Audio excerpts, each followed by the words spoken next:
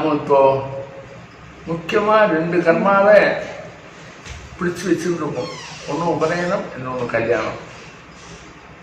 கல்யாணம் அது நிச்சயமாக எல்லாரும் நடத்துகிறோம். ஆனால் கல்யாணத்தில் பழைய சம்பிரதாயப்படி கல்யாண மண்டபம் அப்பப்போ தீர்மானம் பண்ணி வைக்கணும். இருக்கிற இடத்துலே இல்லை. அதுக்கு அந்த மண்டபத்துக்காக பந்தக்கால் நாட்டுறதுன்னு ஒன்று உண்டு. அது இன்னைக்கு நேற்றுக்கு வந்ததில்லை. நாமெல்லாம் என்னைக்கு கல்யாணம்னு ஒன்று ஆரம்பித்தோமோ சாஸ்திரியமாக, அப்போதுலேருந்து பந்தக்கால் நாட்டுறதுன்னு உண்டு. பந்தல் போட்டு அந்த பந்தலில் தான் ஊஞ்சல் ஆடணும், பச்சைப்பொடி சுற்றி போடணும், மாலை மாற்றணும். இதெல்லாம் பந்தலில் நடக்கும். எல்லாரும் பார்க்கணுமே, எல்லாருக்கும் குதூகலமான விஷயமானதுனால அதுக்கு என்ன செய்வா தெரியுமா? ஒரு பந்தக்காலில் கொண்டு வந்து அது நீளமாக ஒரே வண்ணமாக இருக்கக்கூடியது ஒன்று கொண்டு வந்து அதில் சுண்ணாம்பையும் பெரட்டி மஞ்சளையும் பெரட்டி மாற்றி மாற்றி பெரட்டி பந்தக்கால் நடத்துக்கு முன்னாடியே முகூர்த்த லக்னம் வச்சு அந்த புண்ணியாகவாச்சனம் பண்ணி அந்த ஜலத்தினால அந்த பந்தக்காலுடைய குழியில் ஜலத்தை விட்டு பந்தக்கால் நாட்டி அதுக்கு மேலே அந்த புண்ணியாகவாச்சனம் பண்ணின அந்த கும்பத்தில் இருக்கக்கூடியதான மாவளை கொத்தும் அதில் இருக்கிற கூர்ச்சம் இது எல்லாத்தையும் வச்சு அந்த பந்தக்காலினுடைய கோடியில் கயரால் கட்டி அந்த பந்தக்காலம் நடக்கிறதுக்கு மந்திரம் சொல்லுவோம். த்ருவந்தே ராஜா வருணோ த்ருவம் தேவோ ப்ருஹஸ்பதி த்ருவந்தஜிந்திரஷ்டாக்னிஸ்தராஷ்ட்ரம் தாரயதாம் த்ருவம் அப்படின்னு சொல்லி மந்திர புரஸ்தரமாக பந்தக்கால நடனம். அப்புறம் பந்தல் போடுறதுக்கெல்லாம் பின்னாடி எல்லாரையும் கூப்பிட்டு அழகாக பின்னாடி போட்டுருக்கோம். தாத்பரியம் என்ன தெரியுமோ? நூதன மண்டப நிர்மாணம் பண்ணுறோம்னு அர்த்தம். விவாகத்துக்காக நூதனமாக ஒரு மண்டபத்தை தயார் பண்ணுறோம் புதுசா. அப்படிதான் என்னுடைய தத்துவம். அந்த பந்தக்காலிலேருந்து கல்யாணம் ஆரம்பம். அது எப்படியெல்லாம் பண்ணுவான் பழைய காலத்தில் தெரியுமோ? ஒரு விக்னேஸ்வர பூஜை பண்ணி புண்ணியாக வாஜனம் பண்ணி அந்த புண்ணியாக ஜலத்தினால பந்தக்கால புரோஷனம் பண்ணி அதில் புஷ்பத்தையும் மாமலப்பத்தையும் இதையும் வச்சு கட்டி மந்திர புரஸ்தரமாக அந்த குழியில் இறக்கி திருடமாக அந்த பந்தக்கால பண்ணுறது. இது ஒரு சம்பிரதாயம் இருந்தது. அந்த சம்பிரதாயம் வசந்த சம்பிரதாயம். காலப்போக்கில் நம்முடைய நடைமுறை எப்படி ஆயிடுச்சுன்னா, வீட்டில் பண்ண வேண்டிய நல்ல நடைமுறைகள் எல்லாம் நம்ம வீட்டிலேருந்து வெளியில் ஒரு சத்திரத்தில் பண்ண ஆரம்பிச்சு விட்டோம். நமக்கு என்ன நினைப்புன்னா, சௌகரியத்தை ஒட்டி அங்கே போகிறோம். ஜனங்கள் சகயோகத்தில் பழைய காலத்தில் குடும்பத்தாரெல்லாம் சேர்ந்து வந்து ஒத்துழைக்கிற ஒரு காலம் இருந்தது. அது போயிடுது. அதனால என்ன ஆயிடுது, நமக்கு ஒத்துழைக்கிறதுக்கு ஆள் இல்லாததுனால எல்லாம் காசை கொடுத்து அதை பண்ணுறதுன்னு வந்ததுனால என்ன காரணமோ தெரியாது, பழைய நல்ல நடைமுறையை ஏதோ ஒரு காரணத்தை சொல்லி நாம் அதை வேண்டான்னு வச்சுட்டோம். இதனால அந்த கல்யாணத்தில் ஒரு குறவு தான் இல்லைன்னு சொல்ல முடியாது. எல்லாத்துலேயும் ஆரம்பத்திலேருந்து நன்னா தானே பண்ணிட்டு இருக்கோம். நம்ம மாத்திர வீடு கட்டுறோம்னு வச்சுக்கோ, கிரகாரம்பம் கிரகப்பிரவேசம் 2 பண்ணுறோமே. ஈசான்ய மூலையில நவக்கிரகத்தை ஆராதனை பண்ணி அந்த கல்லை அதில் வச்சு மந்திரபூர்வமாக வச்சு அப்படிலாம் பண்ணிட்டு இருக்கோமே. அந்த மாதிரி தானே இது. அப்போ அதுலாம் நமக்கு ரொம்ப பிரியம் இருக்கு. நாம வாசம் பண்ற வீடா இருக்கு. அதனால நமக்கு வருதுங்கிற ஃபீலிங் எல்லாம் நமக்கு வருது. அதுபோல கல்யாணம் 1000 காலத்து பயிர் நிரந்தரமா இருக்கணும். இந்த காலத்தில் வந்திருக்கக்கூடியதான நடுவிலே கட்டாகிற சூழல் வரக்கூடாது. 2 தம்பதிகளும் தாம்பத்தியத்தில் இணைஞ்சு பரஸ்பரம் ஒத்துழைப்போட சன்மனசோட சேர்ந்து வாழறதுக்கு இந்த பந்தக்காலம் ஒரு காரணம். இல்லையே சொன்னா முடியாது. ஏன்னா அந்த பந்தல் தான் கல்யாணமே நடக்கிறது, மாலை போட்டு ஊஞ்சல் ஆடுறது அங்கதான் நடக்கிறது. அதனால அந்த பந்தக்கால நாம விட்டு விட்டோம் ரொம்ப காலமா. இப்ப நீங்க அதுக்காக வருத்தப்பட வேண்டிய அவசியம் இல்லை. அதெல்லாம் திருப்பி கொண்டு வரதுன்னு சொன்னா பௌரோகித்ய வர்க்கமே அது ஒத்துழைக்கிறதுக்கு இல்லாத ஆயிடுச்சு இப்ப காலம். அவளை குத்தமும் சொல்லப்படாது. அத்தனை புரோகிதாலும் வேதாத்தியனம் பண்ணி சாஸ்திரம் படிச்சவாள்லாம் இருக்கா.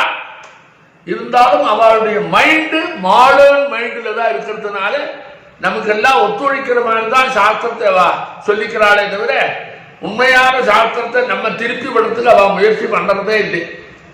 நமக்கு என்னெல்லாம் சௌரியம் தோன்றதோ அதெல்லாம் சாஸ்திரமாக மாற்றின்னு நமக்கு பண்றாளே தவிர எது சாஸ்திரமோ எது நமக்கு ஹிதமோ எது கல்யாணத்துக்கு உயர்வோ அதை எடுத்து சொல்ற சக்தி அவள்கிட்ட இல்லை. அவள் அதுக்கு முற்படுறதும் இல்லை. ஏன்னா அதுல ரெண்டு காரணம் இருக்கு. ஒன்றும் காலம், அவளும் வாழறது இந்த புது ஜெனரேஷன்ல தானே.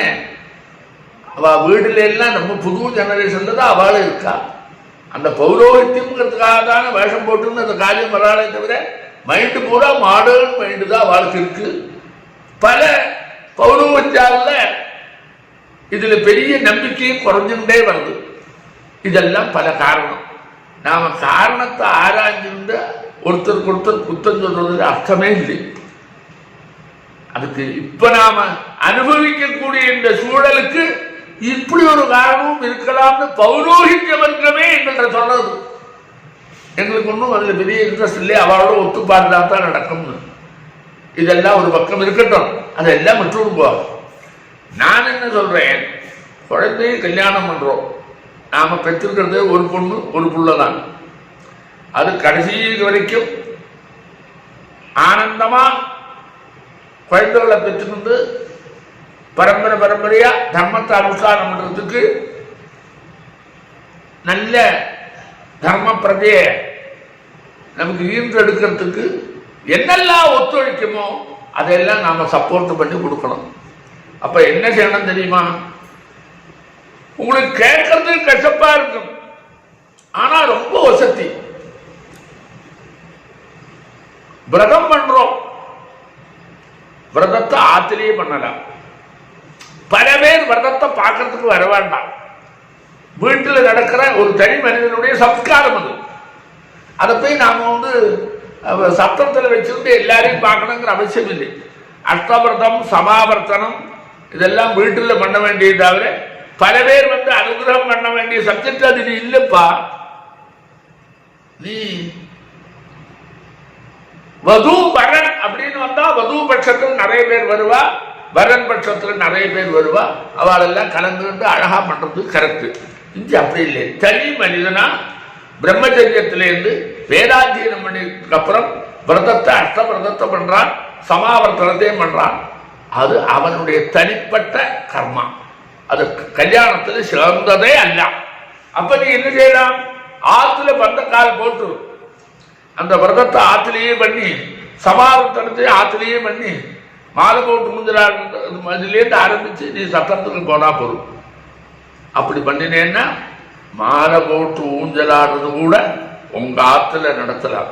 அழகா மாலை போட்டு ஊஞ்சலாடி கார்ல ஏறி சத்திரத்துக்கு போய் இறங்கினேன்னா ஆரம்பம் விக்னேஸ்வர பூஜையிலேருந்து அனுஜையிலேருந்து ஆரம்பிச்சு கல்யாணத்தை ஆரம்பிச்சேன்னா அந்த கல்யாணம் தான் சகல ஜனங்களும் பார்த்து ஆசீர்வாதம் பண்ண வேண்டியதான கல்யாணம். அப்படி நாம மாற்றினோம்னா நமக்கு ரெண்டு லாபம். ஒரு லாபம், அஷ்டவிரத சமாவர்த்தனம் சாஸ்திரியமா வேத வித்துக்களுடைய முன்னிலையில அழகா நடக்கும். அதே சமயத்துல நம்ம வீட்டிலேயே மாலை போட்டு மூஞ்சலாடல் நடக்கும். இப்படி ரெண்டு லாபம் கிடைக்கும். சத்திரத்துல எல்லாரும் பார்க்கணுங்கிறதுக்காக கல்யாணம் என்கிற போர்ஷன் இருக்கு, அதை மட்டும் அங்க நடத்தினா எல்லாரையும் பார்த்த மாதிரியும் ஆச்சு. ரொம்ப அழகா இருக்கும். அழகு மட்டும் இல்லை, ஆச்சாரத்தோடையும் இருக்கும். நம்ம கல்யாணத்தினுடைய முழு பலன் நாம அனுபவிக்கலாம். நான் ஒரு விஷயம் சொல்றேன் பாரு. எங்கேருந்து கல்யாணம் ஆரம்பம் தெரியுமோ? வரப்பிரேஷனையிலேருந்து தான் கல்யாணம் ஆரம்பம். அதனால மாலை போட்டு ஊஞ்சலாய் உள்ள உட்காரலாம் பாரு. அந்த பொண்ணையும் அழைச்சிக்கிண்டு வரானே, அந்த மனையில உட்காரத்துலேருந்து தான் கல்யாணம் ஆரம்பம். அதுக்கு முன்னாடி முதல்ல கல்யாணத்தில் சேர்ந்ததில்லை. அதே மாதிரி பொண்ணுக்கு நாம பண்றோம் ஜாதகர்மாதிகளை எல்லாம் பண்றோம். அதுக்கு நீ சத்திரத்துக்கு போகணும்னு அவசியம் இல்லை. நாமெல்லாம் நம்மாங்கள்ல ஜாதகர்மா எப்ப பண்ணுவோம்? தனிப்பட்ட எல்லாரும் பண்ணணும்னு எதிர்பார்க்க மாட்டோம். வீட்டிலேயே பண்ற விஷயம் அது. அதனால பொண்ணுக்கு இருக்கக்கூடிய ஜாதகர்மா, நாமகரணம், அன்னப்பிராசனம், சௌலம் அது வரைக்கும் வீட்டிலேயே பண்ணி விட்டோம்னா அந்த 2 கர்மாவும் நமக்கு சாஸ்திரியமா வந்து விட்டோம்னா அதுக்கப்புறம் செய்யக்கூடிய விவாகம் அது மட்டும் அங்க நடத்தினோம்னா பழைய காலத்தில் இருக்கக்கூடிய தர்மசாஸ்திர வீரமான ஒரு அனுஷ்டானத்தை அப்படியே தேயாமல் கெட்டுப்போகாமல் நாம் நடத்த முடியும். அதனுடைய முழு பலன் அந்த குழந்தைகளுக்கு கிடைக்கும். குழந்தைகளுக்கு மட்டும் கிடைச்சதும் சொல்லலை, அதிலேருந்து பிறக்கக்கூடிய குழந்தைகள் தர்மசாஸ்திரத்தில் பிரியம் இருக்கிற மாதிரியும் பகவான்கிட்ட பக்தியும் கர்மாவில ஸ்ரத்தையும் அந்த குழந்தைக்கு வரும். அதனால அப்படி ஒரு நடைமுறையை நாம் எல்லாம் ஒத்துழைப்போடு கொண்டு வந்தோம்னா தர்மம் காப்பாற்றப்படும். அது நமக்கு எல்லாருக்கும் நல்லது.